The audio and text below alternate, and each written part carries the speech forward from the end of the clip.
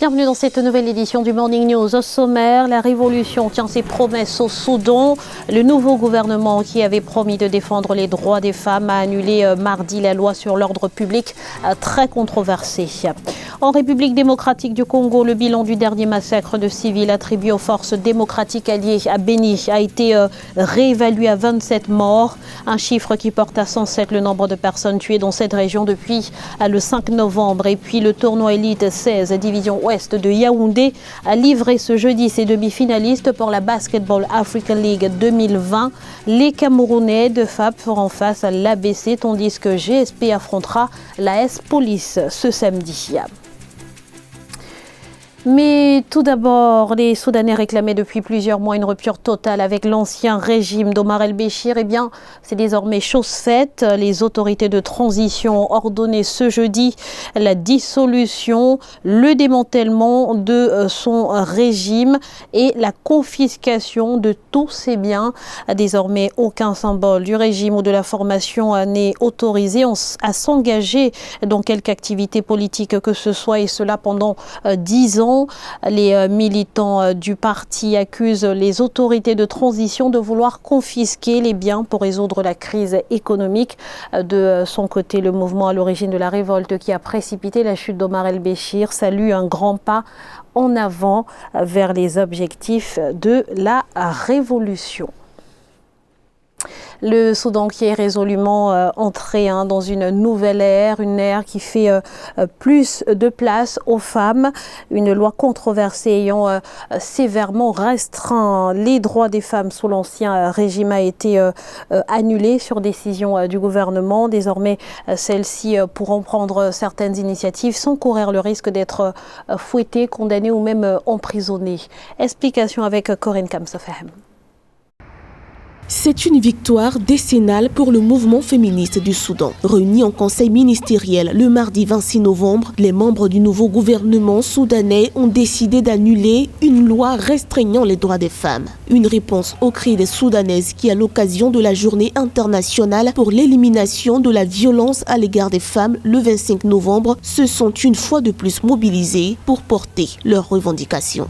Beaucoup de femmes ont été fouettées et humiliées à cause de cette loi honteuse. Avec cette décision, le Soudan s'oriente maintenant vers une nouvelle vie dans laquelle les femmes peuvent jouir de la dignité. L'arrivée au pouvoir de l'ex-président Omar el-Béchir en 1989 a coïncidé avec le durcissement de la loi islamique. La société civile affirme que la loi sur l'ordre public a été utilisée comme une arme, notamment dirigée contre les femmes. Tout au long de la révolution qui a abouti au renversement d'Omar el-Béchir en avril 2019, les femmes ont occupé les premiers rangs dans les manifestations. C'est avec une grande joie et un grand soulagement que nous avons accueilli l'abolition de cette loi infamante sur l'ordre public contre les femmes. C'était une véritable insulte, c'était une véritable menace à la dignité de la femme et à sa liberté et à sa sécurité. Un modèle pour les autres femmes dans les autres pays d'ailleurs, que ça a été un combat qui a été pris en charge par les femmes elles-mêmes. Elles ont été à l'avant-garde de l'abolition de cette honteuse loi. Le gouvernement de transition conduit par Abdallah Hamdok est donc en voie de gagner son pari, reconnaître les droits de la femme et l'impliquer dans la gestion publique. Avant la décision du conseil ministériel, la formation du gouvernement en septembre avait déjà fait de la place à quelques femmes avec Asma Abdallah au ministère des Affaires étrangères. Mais ce sera certainement la nomination de Neymat Abdullah à la tête du système judiciaire du Soudan qui aura davantage marqué les esprits. Les élections législatives et municipales prévues le 9 février 2020 au Cameroun se feront-elles sans l'opposition? Eh bien, après l'annonce du boycott du MRC et de Maurice Kamto, le SDF, Social Democratic Front, menace de ne pas y participer. Le parti de John Froudi réclame au préalable la résolution de la crise dans les régions du nord-ouest et du sud-ouest, quitte à reporter les scrutins. À noter que cette sortie du SDF intervient quelques heures après la menace du PCRN de Kabralibi de boycotter les élections si Elecam, l'organe en charge de l'organisation du scrutin, ne décide pas de reporter de 15 jours la période de dépôt des dossiers de candidature. 107 personnes assassinées en moins d'un mois. C'est le triste bilan enregistré dans la région de Béni en République démocratique du Congo. Ces tueries en série ont provoqué la colère des habitants contre les casques bleus de l'ONU qu'ils accusent de passivité. Ce jeudi, une rencontre a eu lieu entre le chef d'état-major de l'armée congolaise et le commandant de la force de la MONUSCO sur le renforcement de la collaboration entre les deux entités pour mieux protéger la population contre les attaques des rebelles ADF. Mais sur le terrain, la population semble exaspérée. Écoutons ces quelques témoignages. La MONUSCO se sent incapable de répondre à cette responsabilité. Elle peut bien le déclarer et donner l'occasion à la population de créer une autre alternative citoyenne. À la MONUSCO de faire le choix entre protéger les civils ou partir. Parce que la MONUSCO a la mission d'attaquer toutes les forces négatives. Et si la MONUSCO ne veut pas attaquer l'ensemble de ces forces négatives, ne doit que plier bagage. Parce que nous avons besoin de la paix, nous n'avons pas besoin de penser que nous avons une force de sécurité ou une force qui va aider nos forces armées à maintenir la sécurité. Pourtant, elle est là pour protéger seulement ses supérieurs, non pas pour protéger la population civile de la RDC. Jacob Zuma, hanté par une affaire de contrat d'armement. Un tribunal sud-africain a jugé ce vendredi irrecevable la demande d'appel de l'ancien président qui tente d'échapper à un procès de corruption. Les avocats de la défense dénonçaient une interférence politique, un argument injustifié selon le parquet qui a également rejeté la demande d'appel du groupe de défense et d'électronique français Thales. Poursuivis dans cette même affaire. Les deux co-accusés ont néanmoins encore la possibilité de faire appel auprès d'une instance judiciaire sud-africaine supérieure. Le Rwanda, désigné pays hôte de l'Alliance pour la Révolution verte en Afrique. À ce titre, jusqu'en 2025, le gouvernement travaillera de concert avec près de 20 partenaires afin de mettre en place des pratiques modernes pour révolutionner l'agriculture sur le continent. Un agenda très chargé pour le pays des mille collines qui se dit toutefois prêt à relever le défi. C'est un reportage de Fraterne Ndakia Isenga, notre correspondant à Kigali. Dans le district d'Onyagatare, à l'est du Rwanda, des hauts dirigeants visitent un champ de maïs destiné à produire des semences améliorées. Parmi ces personnalités, l'ancien premier ministre éthiopien Haile Mariam Desalegn, récemment élu président de l'Alliance pour la Révolution verte en Afrique. Le problème des semences améliorées est l'un de ceux auxquels font face les agriculteurs au Rwanda et sur le continent. L'utilisation des variétés améliorées, comme les variétés hybrides que l'on est en train de développer ici, ça va permettre d'abord de réduire le prix des semences, parce que le coût de production va être très réduit comparativement à ce qui se fait ailleurs, parce qu'on doit importer, on doit payer les frais de transport et les frais de recherche dans les autres pays. Dans la province de l'Est, 3 grands projets installés ont déjà fourni environ 25% des semences de maïs hybrides pour la période agricole qui a débuté en septembre dans tout le pays. Pour les experts, le Rwanda a été choisi pour accueillir le siège du Forum sur les révolutions vertes en Afrique pour les 5 prochaines années en raison de son engagement dans la transformation de l'agriculture.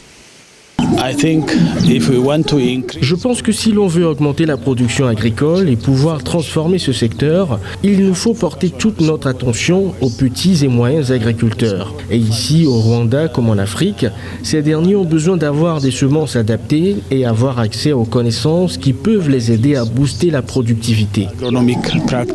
Selon les informations de la Banque africaine de développement, la facture annuelle des importations alimentaires de l'Afrique est estimée à 35 milliards de dollars et devrait atteindre 110 milliards de dollars si d'ici 2025 rien n'est fait, d'où les efforts qui visent à inverser les tendances. Avec un changement de température 1,5 fois plus rapide que la moyenne, la région du Sahel est particulièrement vulnérable face au réchauffement climatique. Le lac Wenya, par exemple, qui est une source d'eau pour environ 12 000 personnes, est en pleine érosion. Les ONG tirent la sonnette d'alarme. Ibayako. Modeste Traoré, 56 ans, se rend à son embarcation comme tous les matins au lac Wegna pour aller à la pêche aux poissons comme son père et son grand-père l'ont fait avant lui. La différence aujourd'hui, c'est que ce pêcheur fait face à un changement climatique qui détériore son environnement de travail et ses rendements. Le problème avec le lac, c'est qu'il est en train de rétrécir et que l'eau ne reste pas assez longtemps. Le lac est totalement sec à un moment de l'année. Nous sommes très inquiets.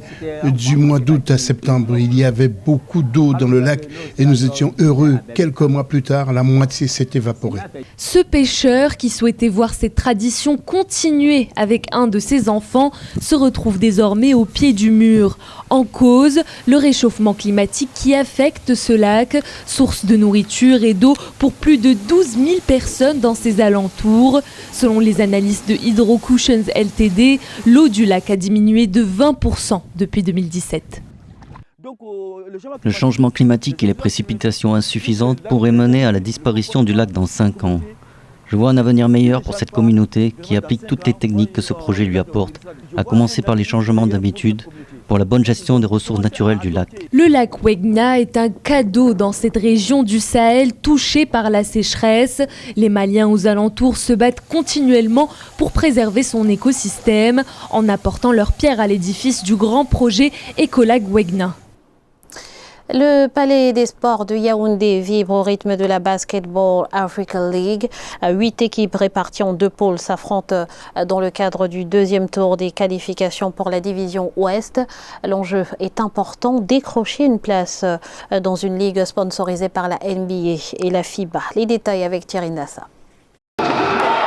Le Palais polyvalent des sports de Yaoundé accueille depuis le 26 novembre les matchs du groupe Ouest de la Africa Champions Club, un tournoi qualificatif pour la nouvelle ligue professionnelle de basketball, la Basketball Africa League. Effort commun de la National Basketball Association et de la Fédération internationale de basketball, la BIL, dont la saison régulière est prévue en mars 2020, sera composée de 12 équipes, dont 6 qualifiées à l'issue de ce tournoi. Ce sera une compétition à 12 et cette compétition-là sera, on va dire, parrainée à 99% par la NBA qui mettra des moyens et qui a estimé que les joueurs pendant 4 mois devront être de véritables professionnels nourris et payés, on va dire, à leurs frais. Le GS pétrolier d'Alger, les forces armées et police de Yaoundé, l'Abidjan Basket Club et l'AS Police du Mali ont obtenu leur ticket pour le dernier carré du tournoi. La finale étant prévue pour le 1er décembre. On est dans une phase pilote, on va observer après la première année, mais vraiment c'est aller vers le sens de la professionnalisation. Je crois que c'est ça qui est important. Il faudrait que les basketteurs ici locaux puissent vivre aussi de leur art un peu partout. Ça se fait déjà sur le continent à certains endroits. Mais si on pousse un peu parce qu'il y a beaucoup de talent. Chaque club qualifié pour la saison régulière ne pourra recruter que 4 joueurs étrangers, donc 2 joueurs originaires d'un pays africain. C'était le journal de la rédaction. Merci pour votre fidélité. Restez sur Africa 24, l'information continue.